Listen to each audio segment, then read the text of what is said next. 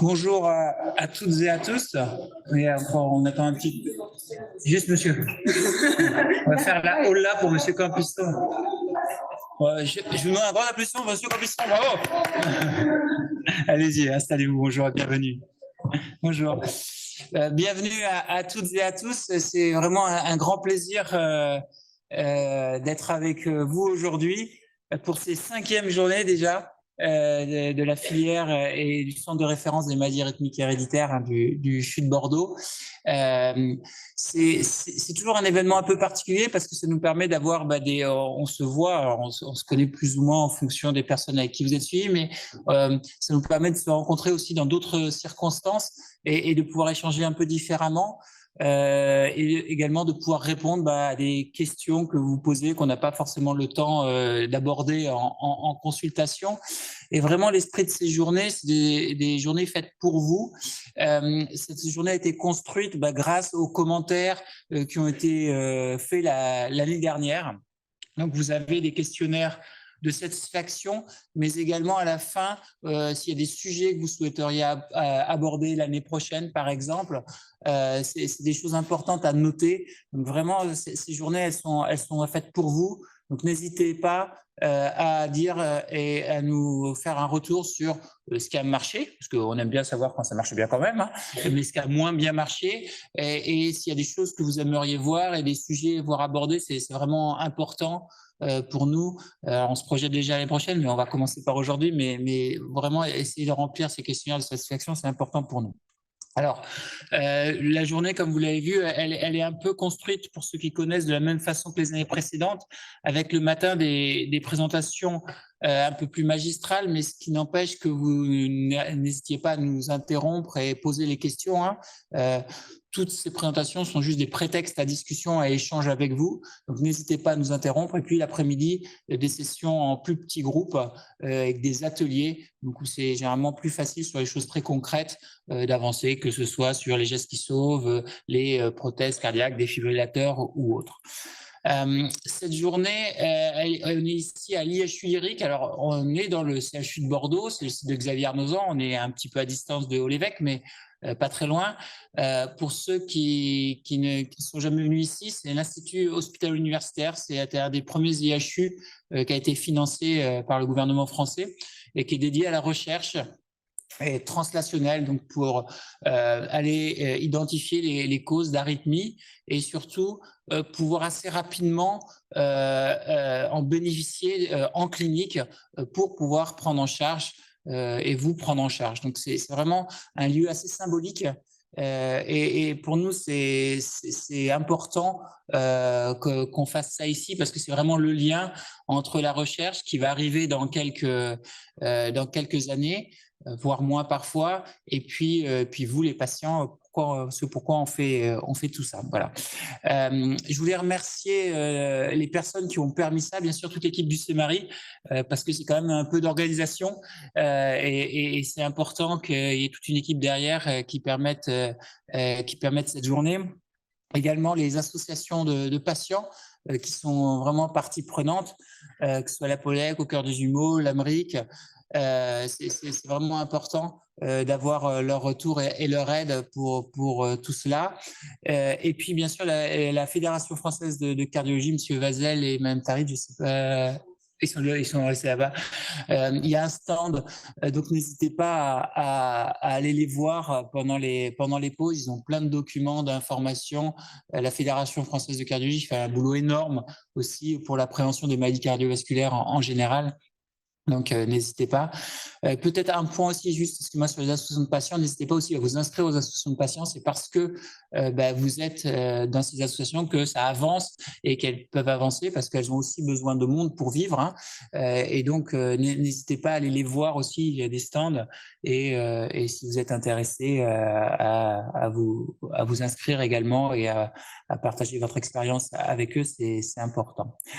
Un avant-dernier point, vous verrez possiblement dans les mois qui viennent un bus de la prévention qui s'appellera Secours Tour qu'on est en train de monter avec nos collègues toulousains.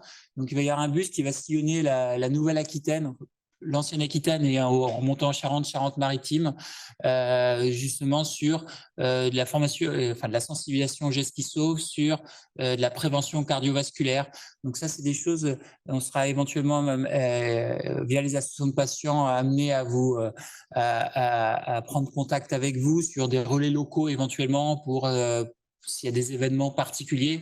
Et petit message, on cherche des dates et des lieux en Lot-et-Garonne. Donc, s'il y a des gens qui connaissent les mairies de Lot-et-Garonne et sur des événements qui peuvent se passer en mai-juin, on est assez preneurs. Voilà. J'en ai fini un petit peu avec l'ensemble de ces choses. On a la chance d'accueillir aujourd'hui Laura Benkemoun qui va vous présenter la Fondation Cœur et Recherche. Pardon, la Fondation Maladies Rares. J'étais hier avec la Société française de cardiologie. Donc c'est d'autres fondations, mais vraiment la Fondation Maladies Rares qui est dédiée à la recherche dans le cadre justement des maladies rares, de l'ensemble des maladies rares. Et je vais tout de suite lui laisser la place pour vous expliquer un peu ce que fait cette fondation et à quoi elle sert. Merci beaucoup d'être venu en tout cas.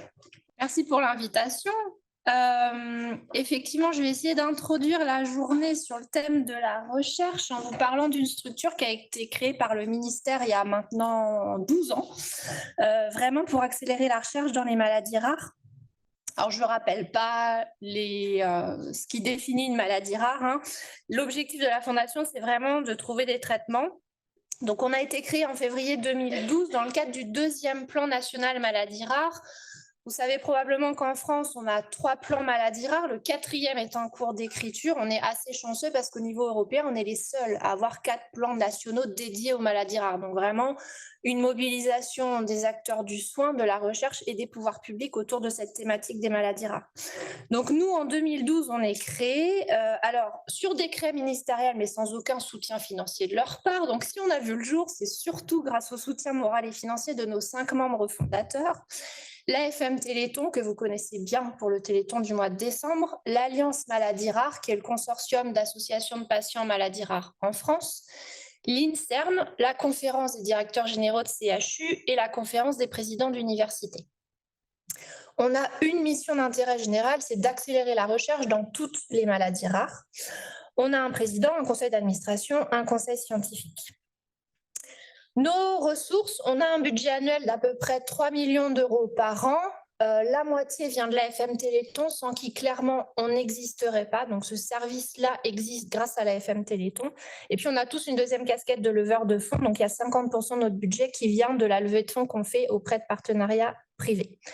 Pourquoi ces ressources? Tout simplement parce que tous nos services sont entièrement gratuits, non seulement pour les chercheurs académiques, mais aussi pour les associations de patients.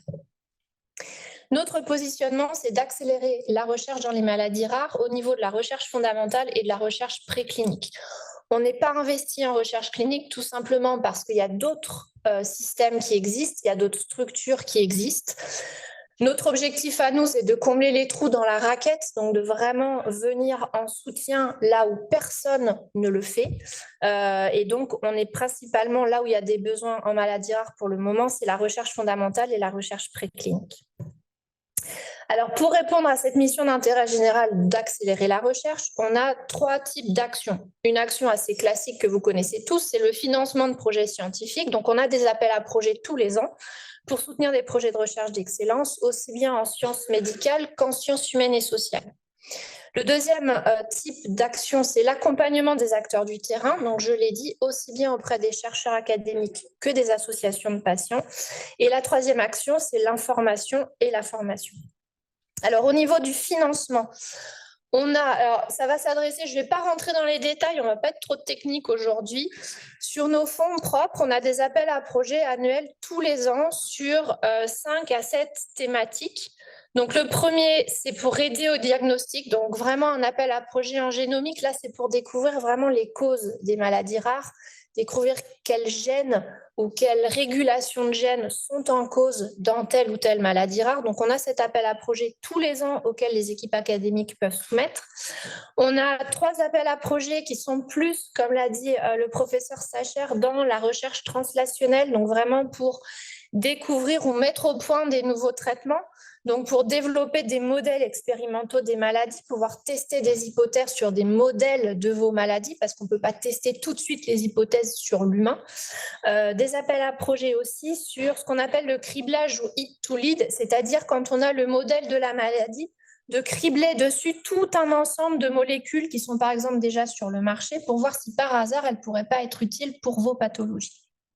Et puis on a 2 appels à projets pour tenter d'améliorer le quotidien. Un appel à projet, alors SHS, c'est sciences humaines et sociales, donc là on est plutôt sur tout ce qui est psychologie, sociologie, donc vraiment la vie quotidienne avec la maladie, être capable de comprendre quelles sont les problématiques des personnes concernées et d'apporter des solutions. Et un appel à projet en e-santé, alors tout ce qui est data, données, intelligence artificielle, application par exemple, encore une fois pour améliorer le quotidien. Et puis en partenariat, c'est un peu moins récurrent parce que ça dépend des partenaires, que ce soit avec des partenaires privés ou avec des associations, on a des appels à projets réguliers sur des thématiques un peu plus diversifiées. Au niveau de l'accompagnement des acteurs du terrain, alors l'image que je donne souvent, c'est que pour aller d'une idée de génie qui va germer dans la tête d'un chercheur jusqu'à une solution, par exemple un médicament dans la pharmacie au coin de la rue, il y a à peu près, outre le milliard d'euros dont tout le monde parle et les 15 ans d'avancement, il y a aussi une 50aine de métiers différents qui doivent se rencontrer, se connaître, se comprendre et qui ne parlent pas forcément le même langage. Le positionnement de la Fondation, c'est d'être vraiment l'interacteur entre toutes ces expertises pour faire en sorte qu'elles interagissent le plus rapidement possible dès que le projet de recherche en a besoin. Alors, on a une équipe terrain dédiée, dont je fais partie très modestement.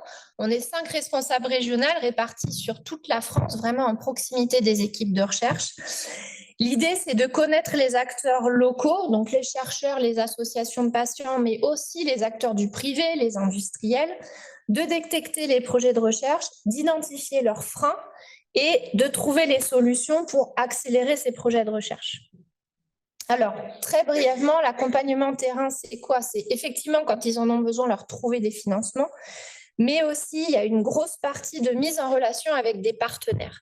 Un chercheur académique fondamental, ce que j'étais dans mon ancienne vie pendant 10 ans, ne connaît pas forcément les cliniciens de la pathologie qu'il étudie ou les associations de patients et inversement. Donc, on est vraiment là pour faire le lien aussi avec des partenaires industriels, c'est-à-dire quand un chercheur a un projet suffisamment, ce qu'on appelle mature, c'est-à-dire par exemple une première démonstration qu'une molécule peut être utile dans telle ou telle pathologie, de pouvoir lui permettre d'avoir un lien avec l'industrie pharmaceutique, soit pour un co-développement, soit éventuellement pour un investissement. Et puis, on a toute une phase aussi de conseil au fil de l'eau, au jour le jour, sur tout ce qui est propriété intellectuelle, ce qu'on appelle le médico-réglementaire, donc toutes les phases réglementaires à travers lesquelles le projet va devoir passer. Il faut savoir qu'en Europe, il y a des dispositifs spécifiques dédiés aux maladies rares. Je pense par exemple à la désignation médicaments orphelins, qui est un dispositif incitatif à destination des industries du médicament pour les inciter à développer plus de projets dans les maladies rares. Et puis l'accompagnement, il se traduit aussi depuis 2019, c'est un poste qu'on a ouvert à la demande des associations de patients, de l'AFM Téléthon, de l'Alliance Maladies Rares, un poste d'accompagnement des associations de patients. C'est ma deuxième casquette, c'est pour ça que c'est moi qui interviens aujourd'hui. Coup de bol, j'habite à Bordeaux. Depuis 2019, on a accompagné plus de 180 associations de patients dans le déploiement de leurs activités en faveur de la recherche. Alors là, je vais dire une évidence pour vous, les associations de patients se mobilisent énormément pour la recherche. En fait, on est venu nous voir en nous disant les assos, c'est des bénévoles, ils n'ont pas toujours le temps ou le savoir-faire pour vraiment appuyer les équipes de recherche ou déployer des programmes en faveur de la recherche. Et c'est à ça qu'on sert en fait. Nos services sont entièrement gratuits. Ça s'adresse à toutes les associations qui œuvrent au bénéfice des maladies rares. Alors, la liste n'est pas exhaustive, j'ai essayé de donner 2-3 aperçus. Peut-être le message à ramener aujourd'hui, c'est que pour ceux d'entre vous qui sont investis dans des associations de patients, qui veulent développer des actions en faveur de la recherche, contactez-nous en fait. C'est vraiment l'objectif, c'est de répondre à vos besoins. Donc ça commence toujours par un bilan personnalisé, essayer de comprendre quels sont les besoins des associations et donc des patients. Conseiller sur comment elle va pouvoir déployer ses actions en faveur de la recherche. Ça passe par de la formation, donc vous aider à comprendre ce qu'on appelle le continuum de la recherche, c'est-à-dire toutes ces étapes de la recherche. On a lancé l'année dernière avec l'Alliance Maladies Rares le guide de la recherche à destination des associations de patients. C'est un guide entièrement vulgarisé sur l'intégralité des étapes de la recherche, donc vraiment depuis la recherche fondamentale jusqu'à la mise sur le marché du médicament, avec à chaque étape une section pour comprendre les notions en jeu, une section sur comment moi je peux m'impliquer en tant qu'association de patients ou patients, et une section témoignage qui est en cours de construction. Donc si jamais vous voulez témoigner, surtout n'hésitez pas, on en sera ravis. L'objectif, c'est aussi de permettre aux associations, par exemple, qui sont petites, qui n'ont pas forcément le temps, de les aider pour avoir un panorama de la recherche, de leur faire un peu des études bibliographiques pour qu'elles aient une idée de qui travaille sur leur pathologie et où, qui sont les équipes mobilisées sur leur pathologie à l'heure actuelle. Ça passe aussi, comme pour les chercheurs, par de la mise en lien, donc leur chercher les experts scientifiques dont elles ont besoin pour développer un projet sur ce qu'on appelle un besoin non couvert. Alors, je vais prendre un exemple plus concret. Les petits cailloux dans la chaussure que vous avez tous les jours où vous vous dites « mais c'est pas possible, il n'y a pas de solution, il n'y a aucun chercheur qui cherche là-dessus ». Vous pouvez venir nous voir pour que ce petit caillou dans la chaussure se transforme en question de recherche et qu'on vous trouve l'expert scientifique qui va pouvoir s'emparer de cette question de recherche, faire des travaux pour espérer avoir une solution. Ça passe aussi du coup par un montage de projets de recherche. Et puis là, on va dire l'accompagnement ultimate, mais qui est celui qui prend maintenant le plus d'ampleur. On s'est rendu compte que les associations de patients se mobilisaient énormément, levaient énormément de fonds pour la recherche, mais n'osaient pas toujours les attribuer à la recherche parce qu'ils ne savent pas comment faire. Nous, on est là pour les aider, en fait. Donc, on gère les appels à projets de plusieurs associations de patients. Cette année, par exemple, je vais en avoir 10. L'objectif, c'est vraiment, alors je suis les petites mains de l'asso est décisionnaire, et on aide vraiment l'association à déployer son appel à projet et à être confortable sur les projets de recherche qu'elle va soutenir et les projets de recherche dans lesquels elle va investir. La dernière action, je voulais parler un petit peu de ce qu'on fait en termes d'information et de formation. Alors, on a coordonné le premier cours en ligne pluridisciplinaire sur la recherche dans les maladies rares dans le cadre du programme EJPRD, alors, qui se termine en septembre et qui va s'appeler RDRA. Ne retenez pas les noms, sachez juste qu'il y a des grands programmes européens dédiés aux maladies rares au niveau de l'Europe. Dans le cadre de ces grands programmes, il y a des appels à projets, des interactions avec l'industrie pharma, etc. Mais il y a aussi beaucoup de formations, et en particulier de formations à destination des patients. Alors, c'est en anglais, ça peut être un écueil. Pour autant, ce sont des cours entièrement gratuits que vous pouvez suivre au sein des associations, mais pas que, en tant que personne concernée par les maladies rares aussi, si vous voulez comprendre comment ça se passe en recherche dans les maladies rares. Ils sont accessibles entièrement gratuitement. Vous avez un chat si vous avez des questions. Et donc là, on a lancé pour l'instant 3 MOOC sur le diagnostic, les thérapies personnalisées et la recherche translationnelle. Et cette année, on va lancer les 2 derniers sur les méthodologies statistiques des essais cliniques et puis tout ce qui est éthique et réglementaire. De façon un petit peu plus ciblée, on a lancé aussi un podcast avec Sanofi sur vraiment le développement du médicament. Donc il y a 5 petits podcasts de 20 minutes, pareil, accessibles gratuitement sur toutes les plateformes du type Spotify, Deezer, etc. Et puis, on a un colloque national tous les ans où vous êtes absolument les bienvenus. C'est gratuit, c'est à Paris, c'est le 18 juin et on va parler de recherche dans les maladies rares. Le programme est en ligne, accessible sur notre site internet, donc vous êtes les bienvenus. Et je suis à votre disposition si vous avez des questions.